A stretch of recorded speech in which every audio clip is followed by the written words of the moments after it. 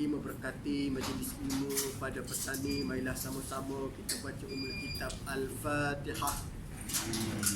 A'udzubillahi minasyaitonirrajim. Bismillahirrahmanirrahim. Alhamdulillahi rabbil alamin. Ar-Rahmanir Rahim. Maliki yaumiddin. Iyyaka na'budu wa iyyaka nasta'in. Ihdinas siratal mustaqim. صراط الذين أنعمت عليهم غير المغضوب عليهم ولا الضالين آمين. الحمد لله رب العالمين والعاقبة للمتقين ولا عدوان إلا على الظالمين والصلاة والسلام على رسول الله وعلى آله وأصحابه أجمعين. قال سبحانك لا علم لنا إلا ما علمتنا إنك أنت السميع العليم. قال رب اشرح لنا صدورنا ويسر لنا أمورنا. اللهم ربنا افتح بيننا وبين قومنا بالحق وأنت خير الفاتحين. اللهم أرنا حقا وارزقنا اتباعه وأرنا الباطل باطلا وارزقنا اجتنابه. كما قال الله تعالى في كتابه الكريم بعد أعوذ بالله من الشيطان الرجيم. شهر رمضان الذي أنزل فيه القرآن هدى للناس وبينات من الهدى والفرقان. صدق الله العظيم. أما بعد, yang dikasihi Tuan Pengerusi seterusnya, sahsa pimpinan para jemaah muslimin dan muslimat, ibu-ibu, ayah-ayah yang dirahmati oleh Allah Subhanahu wa taala sekalian. Pertama dan utama pada petang ini, alhamdulillah kita masih diberi kesempatan, peluang dan ruang kita berada di hari ke-17 Ramadan. Pada malam ni insya-Allah kita berterawih pada malam ke-18. Maka dilihat kepada masa itu dengan ataupun bergerak dengan begitu cepat. Sampaikan kita ni kadang-kadang tidak sempat nak menghitung ataupun nak membilang hari. Tahu-tahu nak habis dah fasa kedua Ramadan. Inilah realiti buaya sekalian, ataupun keberadaan kita duduk di dunia ataupun di saat ataupun yang disebut oleh Nabi sallallahu alaihi wasallam di saat penakhiran. Jadi Allah Taala rezekikan kita pada tahun ni Ramadan, dia berbeza berbanding dengan Ramadan 2 tahun lepas. Ramadan tahun lepas dan tahun sebelum tu kita tidak diberi peluang dan ruang sebegini. Maknanya tidak boleh beribadah seperti mana hari ni. Ingat masa PKP dulu dah. First PKP tu Masya Allah tabarakallah, menangis. Tak balik kampung tu menangis dah lah. Tapi tak boleh mari masjid ni Masya Allah. Kami para asatizah dirasa sunyi sepi. Sunyi. Kita biasa Ramadan kita pergi jemaah, kita dapat bertemu dengan para jemaah, dapat iftar jama'i secara berjemaah. Tiba-tiba dia mari masa tu dengan ujian Covid, Masya Allah. Tak boleh terima kadang-kadang. Tapi apabila kita kembali kepada agama, ini adalah ujian. Tapi hari ini, pada tahun ini 1443 Hijrah dikembalikan semula nikmat bagi mereka yang mana menggunakan ruang yang ini ataupun masa ini dengan sebaik mungkin. Alhamdulillah, syukur. Tapi bagi mereka yang tidak manfaatkan sebaik mungkin, amat rugi. Kenapa Ustaz kata amat rugi? Kerana 1444-45 kita belum tentu lagi. 2023 tak tentu lagi. Tak tentu lagi. Maknanya umur kita, kesihatan kita, keupayaan kita tak tentu lagi. Jadi di saat ini kita masih diberi peluang berada di bulan Ramadan ataupun berada pada 10 fasa kedua yang akan berakhir lebih kurang 2 hari lagi. Saya nak mengambil kesempatan pada petang ini bersempena dengan nuzulul Quran, tarikh keramat bagi umat Nabi bagi memperingati sejarah penurunan Al-Quran. Jadi puan sekalian, kita membicarakan dengan nuzulul Quran ini sebenarnya dia cukup dekat dengan Nabi SAW. Kenapa disebut cukup dekat dengan Nabi? Kerana berlakunya ataupun turunnya Al-Quran ini cukup-cukup besar dia punya hikmah dan cukup-cukup besar dia punya nikmat yang dapat membantu Nabi SAW di saat Nabi mendepani dengan ujian yang hebat. Itu kalau kita tengok Al-Quran turun ini menyelesaikan masalah. Al-Quran turun sebenarnya menyelesaikan masalah. Dia bukan mendatangi masalah. Cuma bagi mereka yang tidak beriman, turun Al-Quran dia rasa masalah bagi dia. Kerana Al-Quran itu akan menyelesaikan masalah-masalah mereka. Baik, kalau kita melihat di dalam suratul Baqarah ayat yang ke-185 yang saya dahulukan di awal tadi. Ayat ini puan sekalian sedang dibaca dalam suratul Baqarah. Di dalam suratul Baqarah biasa kita akan dengar ayat ini. Biasanya imam akan baca, biasanya para asatizah ceramah akan baca ayat ini yang mana berbunyi Syahrul Ramadan allazi unzila fihi al-Quran. Jadi bulan Ramadan ini kita maklum dah, setiap tahun kita tahu akan adanya hari yang kita sambut sebagai nuzulul Quran. Tetapi pada petang ini Ustaz tidak nak bicarakan soal Al-Quran itu turun pada 17 Ramadan kerana kita sudah maklum dah. Kita sudah tahu dah. Cuma kita nak mengambil pengajaran ataupun nak mengambil ibrah daripada penurunan ini yang berkait dengan Ramadan. Supaya kita tak nak ibadah sekalian, kita hanya sekadar memperingati tarikh penurunan, tetapi kita tidak memahami apa yang terkandung di dalam Al-Quran yang Allah Ta'ala nak sampaikan kepada kita umat Nabi SAW. Kalau dah kita sekadar tahu Al-Quran ini yang mana jumlah ayatnya merangkumi lebih kurang 6,236 ayat. Setengah riwayat kata 6,666 ayat. Kita tak nak sekadar kita boleh bilang ayat. Kita tak nak sekadar kita tahu di dalam surah Al-Quran itu ada 114 surah, yang mana surah yang diturunkan di Mekah itu sebanyak 86 surah, yang turun di Madinah itu sebanyak 24 surah. Kita tak nak tahu yang itu sahaja. Kerana kalau kita boleh membilangkan di Mekah 86, di Madinah 28, total 114. Sekadar itu kita boleh ingat, maka tidak ada guna turun Al-Quran. Ataupun kita hanya sekadar buka Al-Quran membilang patah-patah perkataan. Benar tidak ada patah-patah perkataan. Daripada 30 juzuk tu, 114 surah kita pernah bilang. Alif lam mim, alif 1, lam 1, mim 1. Pernah kira tak? Tak pernah tak? Ada orang kira ada nasi makan, beras tu sedikit-sedikit kira tak? Tak pernah kira pun. Tapi ada sahabat Nabi pernah kira ayat patah-patah Al-Quran.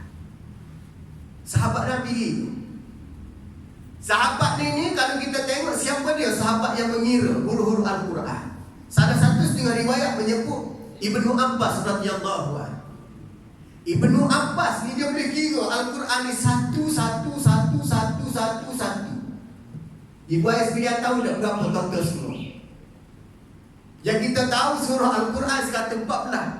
Yang kita tahu daripada 6,236 ayat.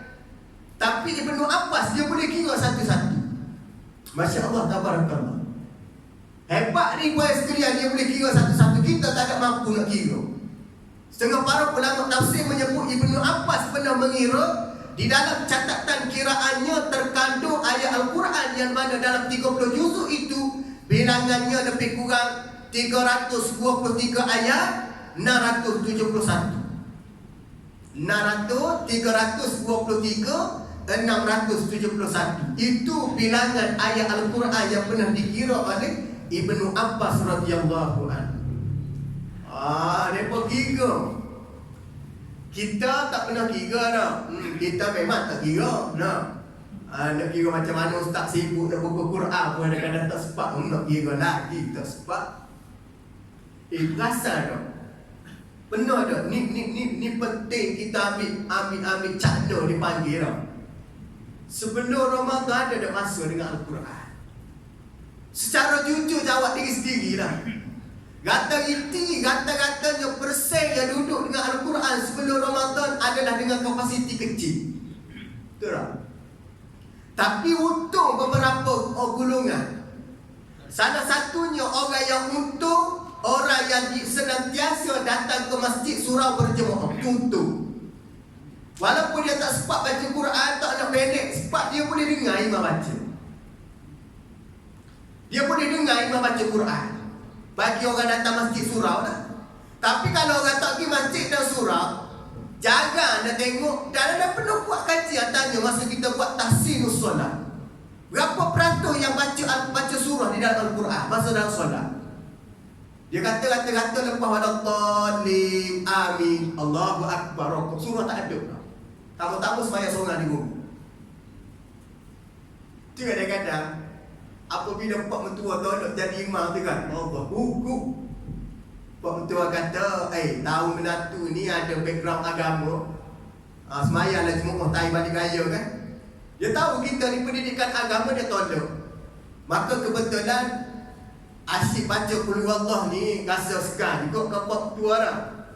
Nak bawa suratul Kafirun dah sikit. Suratul Kafirun dah. Qul Huwallah apa barang kata dia. Qul Huwallah budak kafar boleh baca. Ambil suratul Kafirun. Hati-hati boy sekalian, ramai orang sakut suratul Kafirun. Sakut di mana? Ya biasa orang akan sakut wala antum wala an'a, wala an'a wala antum. Kita akan jumpa lakum dinukum waliyadi. Tengok biasa ni, biasa. Dia ada ulang kerana dia tak jumpa punca. Kerana dia mengulangi wala an'a bidum ma'abatum wala antum abiduna ma'abud. Ulang ya. Tak ada lakum dinukum waliyadi. Nampak senang. Kerana dia gunakan surah itu di dalam solat. Ini pesanan Ustaz pada ibu ayah sekalian.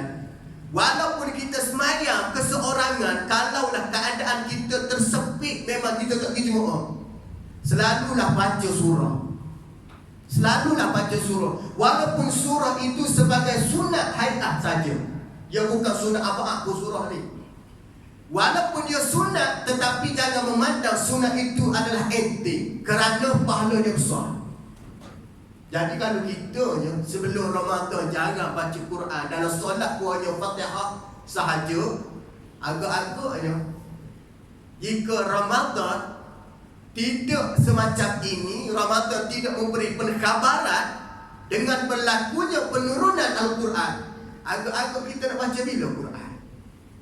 Sudah pasti jawapannya, ramai orang akan jawab, tak ada masa nak baca.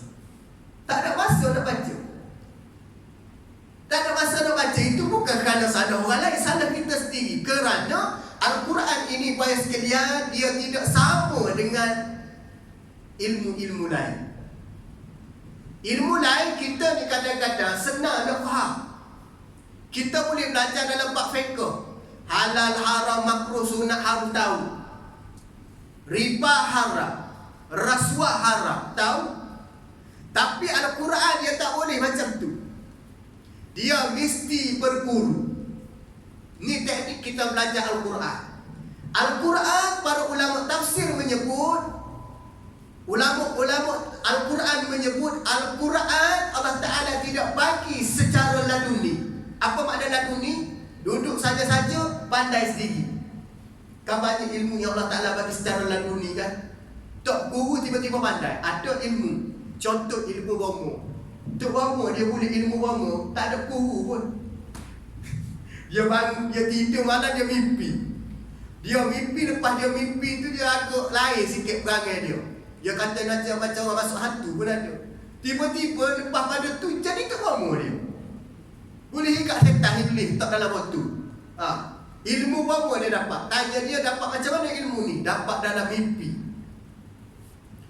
Ilmu buat kuih ilham. Orang yang cipta resipi-resipi, ambil mana resipi guru dah dapat ilham dalam toilet sambil begok, dia kata ingat nak buat resipi kuih buat. Ada juga. Ada orang yang ada idea nak buat rumah, design. Orang kampung dulu tak ada pun dalam bidang arkitek, tak ada pun. Tak, background dia bukan background orang yang punya bahagian buat pembangunan. Tapi kita tengok, cantik rumah dia buat kan. Dia kata apa dia? Dapat ilham. Ilmu yang Allah Ta'ala bagi pada dia. Tak belajar pun. Mana ada giat marah zaman tahun 30-an dulu. Tak ada pun. Tak ada mekanik, tak ada teknik benda tu. Tapi Allah Ta'ala bagi ilmu pada dia. Tukang rumah boleh buat macam-macam. Tapi Al-Quran tak pernah jumpa lagi orang dapat dengan secara laduni, tak belajar. Dia cari mana-mana untuk guru yang hebat. Belajar dengan siapa? Guru Al-Quran. Sehingga Nabi SAW sendiri pun berguru dengan malaikat Jibril alaihissalam. Nak cerita pada kita ibu ayah sekalian, Al-Quran ini dia tidak boleh dengan cara mudah. Dia tak boleh dengan cara mudah. Apabila dia tak boleh dengan cara mudah, dia perlu kepada beberapa perkara. Tu kalau kita tengok Abdullah ibn Mas'ud radhiyallahu an, sahabat Nabi yang cukup baik bacaan. Kami boleh sekalian tengok Abdullah ibn Mas'ud ini, sahabat Nabi, dia akrab dengan Nabi. Dia dekat dengan Nabi. Dia mengambil kesempatan dia dekat dengan Nabi kerana setengah riwayat kata dia pernah menjadi pegawai sulit kepada Rasulullah sallallahu alaihi wasallam. Dia pernah mendampingi Nabi. Satu ketika Abdullah ibn Mas'ud dia curi-curi dengar Nabi baca Quran. Curi-curi dengar macam ni. Sahabat tengok Abu Bakar, Umar, Usman, sahabat-sahabat lain, Ibnu Abbas sendiri pun seduk kepada Abdullah ibn Mas'ud. Aku tidak boleh sehebat dia. Ibnu Abbas dia duk kira satu Quran pun dia hormat lagi. Okey, baik. Tinisbah dia punya kemuliaan, sahabat dia punya alim dalam ilmu Al-Quran, salah satunya Abdullah ibn Mas'ud. Dia ni, ibu ayah sekalian, kenapa Allah Ta'ala bagi hebat pada dia? Kerana dia banyak ataupun dia menggunakan ruang dia bertemu dengan Nabi, senantiasa dia mendengar dan dia belajar dengan Nabi. Kalau kita tengok, guru Quran ini bukan guru semacam ilmu lain. Kalau kita tengok, Allah Ta'ala bagi orang macam ni tak ramai. Orang yang memiliki kehebatan dalam ilmu Al-Quran. Tamu-tamu hati-hati zaman kita nak cari tu guru Quran yang hebat payah, boleh bilang. Ngajar boleh dah. Nak kena huruf Iqra 1, Iqra 2, Iqra 3 tu. Tapi nak cari yang alim betul-betul payah. Tu kalau kita tengok tujuan dia, kita kena tahu. Kalau lah macam saya sebut tadi, sekadar kita boleh